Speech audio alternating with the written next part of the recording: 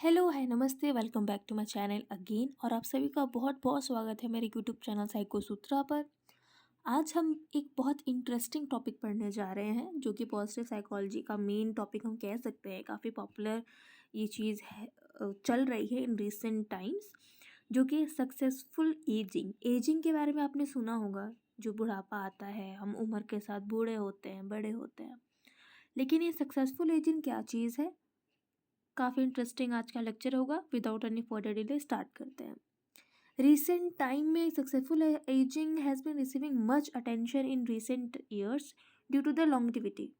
Successful ageing अगर मैं बताऊँ तो it is a state of health, हम कह सकते हैं। हेल्थ कौन सी health? Physical health, mental health, ठीक है, physical and psychological, and vitality throughout one's life span.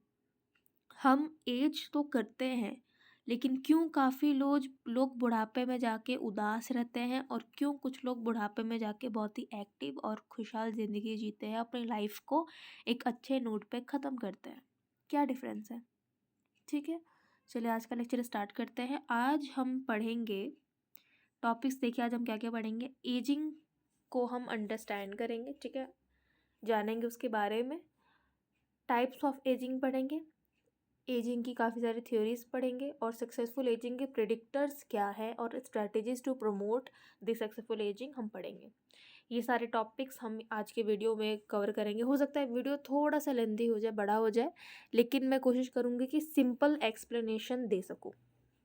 अगर आपने अब तक हमारे वीडियो को लाइक नहीं किया है तो प्लीज़ लाइक कर दीजिए। लास्ट में कमेंट करके बताइएगा कि आपको हमारा वीडियो कैसा लगा, एंड प्लीज़ डू सब्सक्राइब। और जिन्होंने सब्सक्राइब कर दिया है, thank you so much for watching. Start करने से पहले मैं एक नोशन यहाँ पे बताना चाहूँगी आपको। It's not how old you are, it's how you are old. अब जिन लोगों को ये लाइन समझ में आ गई है, बहुत बढ़िया, क्लैप्स। जिनको ये लाइन समझ में नहीं आई है, इसी के लिए तो आज का लेक्चर है ना। सो ये लेक्चर के बाद लास्ट में आपको समझ में आ जाएगा कि इस लाइन का मतलब, एक्चुअल मीनिंग क्या है, और आप भी ये अपनी लाइफ में कुछ अच्छा मीनिंग लेके जाओगे आज। Successful ageing is a multidimensional चीज़ है, कॉन्सेप्ट है। क्यों? क्योंकि इसमें क्या क्या इंक्लूड है? फिजिकल वेलबींग इंक्लूड है, मेंटल यानी कि साइकोलॉजिकल वेलबींग इंक्लूड है, इमोशनल भी, and social. It can be understood in the terms of longevity along the good physical, psychological and social health and well-being। यानी कि हम जैसे जैसे बड़े होते हैं, उसके बाद हम बूढ़े होते हैं, तो हमारी उम्र जब बढ़ती है तब हमारा हेल्थ का क्या स्टेटस रहता है। फिजिकल हेल्थ हमारी अच्छी है कि नहीं है, साइकोलॉजिकल हेल्थ अच्छी है कि नहीं है, सोशल हमारा जो सोशलेबल हम है या नहीं, हमारी वेलबींग कैसे चल रही है। ठीक है, अब इसमें ना दो मेजर टर्म है जिसमें लोग काफ़ी मैं कह सकती हूँ कॉन्ट्राडिक्शन समझते हैं, जो कि है एजिंग एंड एजिज्म। ठीक है, अब एजिज्म में देखिए क्या होता है, ये एक नेगेटिव टर्म है और एजिंग एक पॉजिटिव टर्म है। कैसे? एजिंग मतलब कि ठीक है, हम उम्र के साथ हमारी एज बढ़ रही है, हमारे एक्सपीरियंस बढ़ रहे हैं, हम इमोशनली स्टेबल हो रहे हैं, सोशली भी स्टेबल हो रहे हैं, ठीक है, it's a good term. Ageism कि अगर कोई बूढ़ा इंसान है तो हम उसको कैसे परसीव, हम उसके बारे में कैसी धारणा अवधारणा कैसी रखते हैं। बूढ़ा इंसान है, चल नहीं पाता होगा, सुनने में दिक्कत होगी, इनको तो कुछ समझ में नहीं आता है, ये तो बूढ़े हो चुके हैं, अब तो इनसे क्या ही बहस करनी, अब तो इनके साथ हमको क्या ही वक्त बिताना, या क्या ही बातें करें हम इनसे, अब तो ये बूढ़े हो चुके हैं। So it's a negative term and ageing is a positive term. और अगर हम एजिज्म में पढ़े रहेंगे तो हम सक्सेसफुल एजिंग की ओर नहीं बढ़ पाएंगे। और अगर हम एजिंग को आज अच्छे से समझ लेंगे तो हो सकता है जो लोग ओल्ड लोग देख रहे हैं वो अपने बारे में ज़्यादा सेल्फ अवेयर हो जाएंगे, और जो नए हैं, जो यंग लोग हैं, वो अगर एजिंग को समझ जाएंगे तो वो अपने, जब वो बूढ़े होंगे, ओल्डर एडल्ट बन जाएंगे, वो 60 70 80s में, तब वो सक्सेसफुल एजिंग को गेन कर सकते हैं और अपनी लाइफ जो है वो अच्छे एंड पे ख़त्म कर सकते हैं, हैप्पी एंड पे। टाइप्स ऑफ एजिंग की बात करें तो एक होती है क्रोनोलॉजिकल एजिंग, किसी की एज मतलब ये एज जब से हम पैदा होते हैं, बर्थ से लेकर जब तक हम जी रहे हैं। लाइक किसी की एज 25 होगी, 26 होगी। अगर हम एजिंग की बात कर रहे हैं, मतलब बूढ़े लोगों की अगर हम बात कर रहे हैं, क्योंकि सक्सेसफुल एजिंग अगर हम देखिए, एजिंग जो टॉपिक है वो सारे लोगों के लिए, लेकिन जो सक्सेसफुल एजिंग जो टॉपिक है वो मेनली ओल्डर एडल्ट्स के लिए हम यहाँ पढ़ रहे हैं। 60, 70, 80 उम्र के जो हो जाते हैं। बायोलॉजिकल एज, जैसे जैसे हम बड़े होते हैं, बूढ़े होते हैं, काफ़ी हमारी सेल्स डिजनरेट होती है, काफ़ी सेल्स मर जाती है। फॉर एग्ज़ाम्पल, अगर ब्रेन में हमारे कुछ स्पेसिफिक सेल्स होते हैं, मैं ज़्यादा बायोसाइकोलॉजी में जाना नहीं चाहूँगी, लेकिन एक कुछ सेल्स होते हैं, अगर वो डैमेज हो जाते हैं तो उससे हो सकता है कि हमें एल्जाइमर्स हो जाए, डिमेंशिया हो जाए, या आपने देखा होगा ओल्डर एडल्ट में होता है। Psychological ageing, memory, attention, perception में दिक्कत आना। जो छोटा बच्चा होता है वो चीज़ें जल्दी याद रखता है, जो बड़े होते हैं हो सकता है उनकी मेमोरी डिक्लाइन जा रही हो। सोशल एजिंग, आसपास वालों को रिकग्नाइज करना, सोशेबल होना। Cognitive ageing, thinking. Sexual ageing, जो भी अराउजल होता है वो एक सर्टेन एज के बाद, खास करके मेल में, वो डिक्लाइन होता होता जाता है, सेक्सुअल अराउजल। इफेक्टिव एजिंग, हम इमोशनली स्टेबल होते जाते हैं जैसे जैसे हमारा एक्सपीरियंस बढ़ता है, that is in older as. Theoretical अगर हम अप्रोच देखें इसका, तो पहली थ्योरी इसमें आती है डिसएंगेजमेंट थ्योरी, जो कि दिया था क्यूमिंग एंड हेनरी ने इन 1961। अब ये थ्योरी का नाम से ही आपको सब सब सीधी सीधी चीज़ें समझ में आ जाएगा कि डिसएंगेजमेंट, जैसे जैसे लोग बूढ़े होते हैं, जो बूढ़े लोग होते हैं, जो कि ओल्डर पीपल होते हैं, ओल्डर एडल्ट्स होते हैं, वो धीरे धीरे ना डिटैच्ड होने लगते हैं चीज़ों से।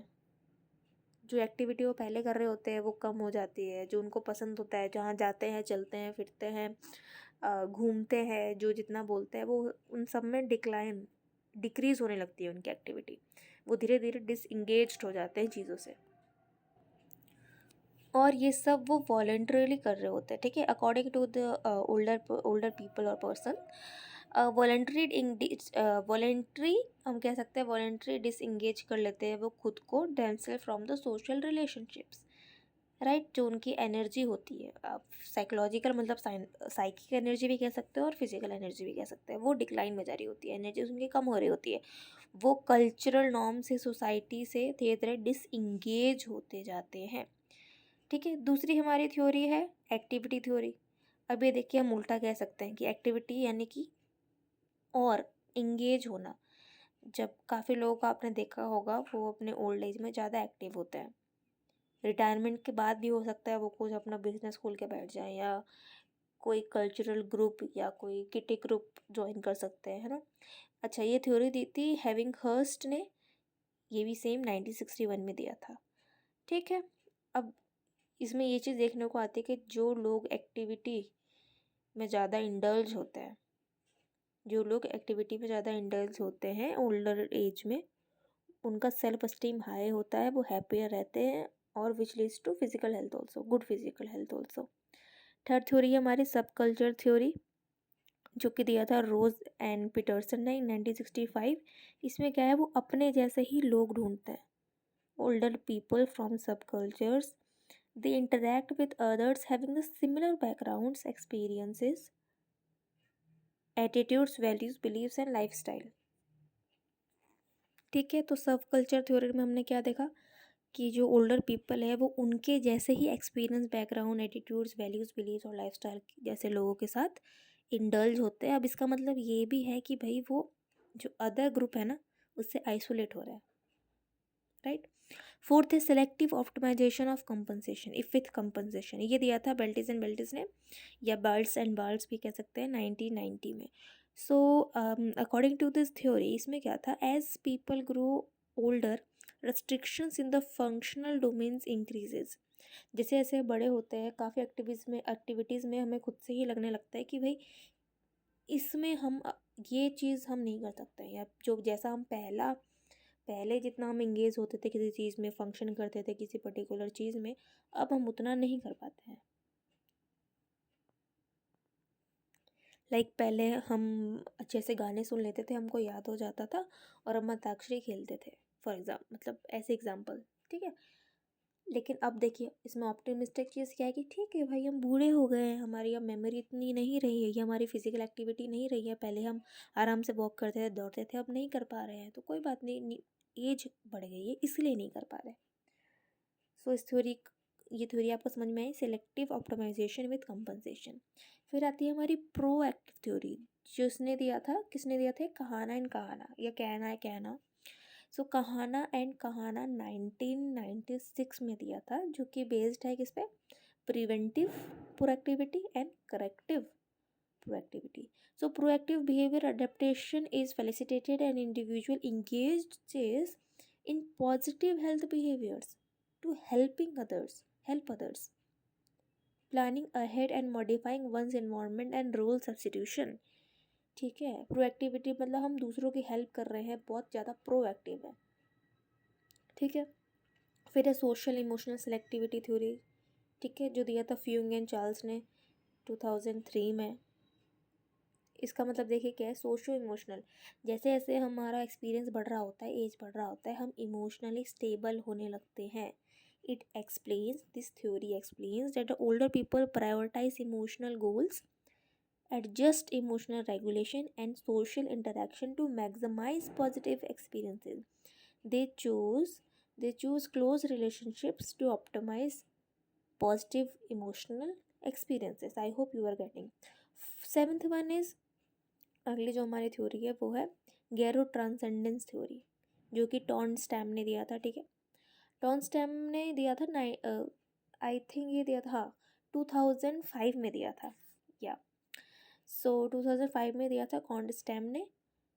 Older adults counter react the mistakes. देखिए ये थोड़ा सा हम कह सकते हैं हार्ड भी है, और अगर हम इसको सिंपली समझना चाहें तो मैं आपको एक लाइन में बता देती हूँ।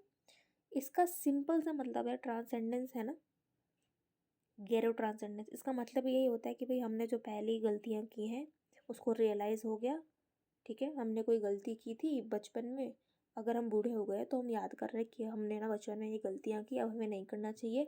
अब हम, हमारी लाइफ एंड होने वाली है, तो हम new meaning of life purpose, new meaning मतलब हम कौन है, थोड़ा ट्रांसेंडेंस, थोड़ी स्पिरिचुअलिटी की ओर ये लोग जाते हैं, ठीक है। So I hope you getting this theory. Eighth है लाइफ स्पैन अप्रोचेस। इसमें मेनली लाइफ स्पैन की बात हो रही है, यानी डेवलपमेंट की बात हो रही है। That development is a continuous process and it continues throughout the life. It is related to biological and psychological domains, ठीक है।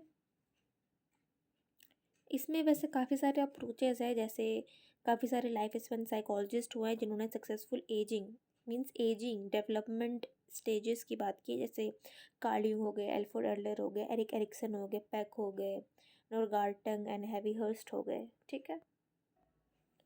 अब हम बात करेंगे हेल्दी एजिंग। अभी तक हम एजिंग के बारे में पढ़ रहे थे, अब हम पढ़ेंगे सक्सेसफुल एजिंग। हेल्दी एजिंग क्या होती है, WHO ने इसका बहुत ही सिंपल और बढ़िया सा डेफिनेशन दिया है। Healthy ageing is the process of developing and maintain the functional ability that enables wellbeing in older age. सीधी सी बात समझ में आ गया होगा, यही सारी बात मैं आपको स्टार्टिंग से, वीडियो के स्टार्टिंग से आपको समझा रही हूँ। जब एक इंसान अपनी बेसिक नीड्स को अच्छे से मीट कर पाए, लर्न करे, ग्रो करे, डिसीजन मेकिंग, मोबिलिटी, चल फिर सके, ability to build and maintain relationship, ability to contribute in society, ये जब ये सारी चीज़ें कर पाए वो throughout the life and maintain the functional abilities to maintain wellbeing in older age, क्या कहते हैं इसको, successful ageing, healthy ageing, right. अब WHO ने एक इनिशिएटिव लिया था डेकेड करके। अब डेकेड ये एक इनिशिएटिव है कि भाई गवर्नमेंट और NGO, सिविल सोसाइटीज़ और इंटरनेशनल एजेंसीज़ है, वो कोशिश कर रही है, कुछ ना कुछ चीज़ें, नई नई थिंग्स ला रहे हैं for supporting and improving the life of older people, ठीक है। और ये इनिशिएटिव कब से कब तक चलेगा, 2021 से चल रहा है और 2030 तक चलेगा, 2030 ईयर तक चलेगा, ठीक है।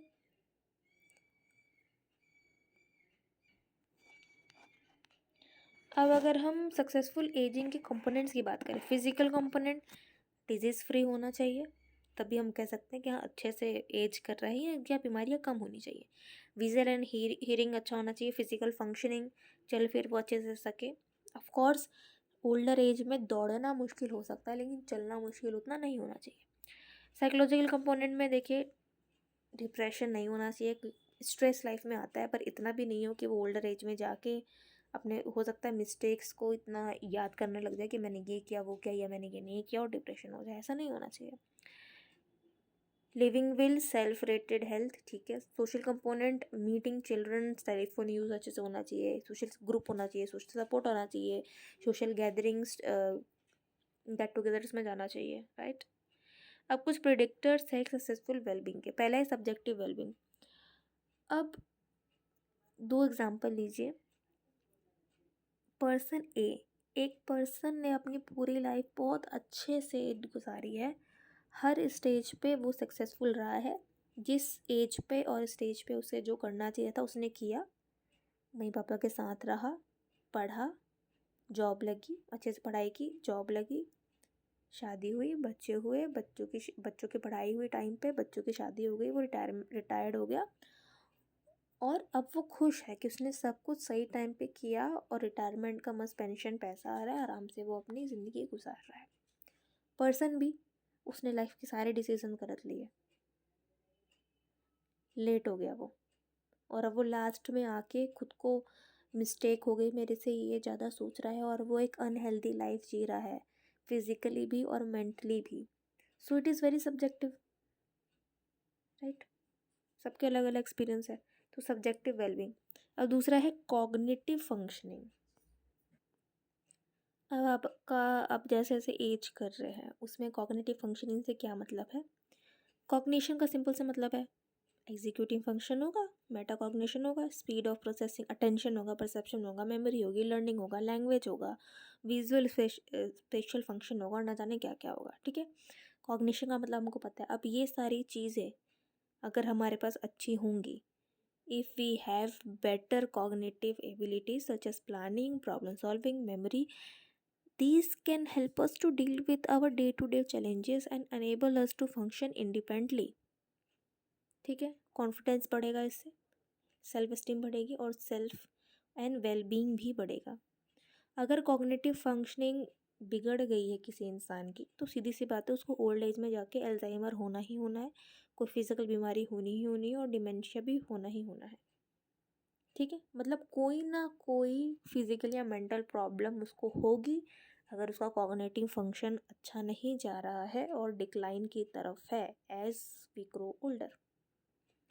अब लास्ट है फिजिकल फंक्शनिंग। अब भाई ढंग से एक्सरसाइज किया होगा, हेल्दी डाइट न्यूट्रिशन डाइट ली होगी तो उसका फिजिकल फंक्शन अलग सही होगा, और नहीं होगा तो भाई हियरिंग प्रॉब्लम, विजुअल प्रॉब्लम, हो सकता है कार्डियोवैस्कुलर डिजीज़ हो, उसको डायबिटीज़ हो, डिप्रेशन हो, decline in muscle mass and strength हो, ठीक है। अब हम कैसे प्रमोट कर सकते हैं सक्सेसफुल एजिंग को। लाइफ स्टाइल मैटर करती है। अगर आप बहुत ज़्यादा अल्कोहलिक हो, अल्कोहल कंज्यूम करते हो, ड्रग्स लेते हो, स्मोकिंग करते हो और जंक फूड ज़्यादा खाते हो, हेल्थ पर ध्यान नहीं, फिज़िकल हेल्थ पर ध्यान नहीं देते हो, तो हेल्दी लाइफ नहीं होगी, सिंपल। बीमारियों का शिकार हो गए आप, mental illness and physical illness both.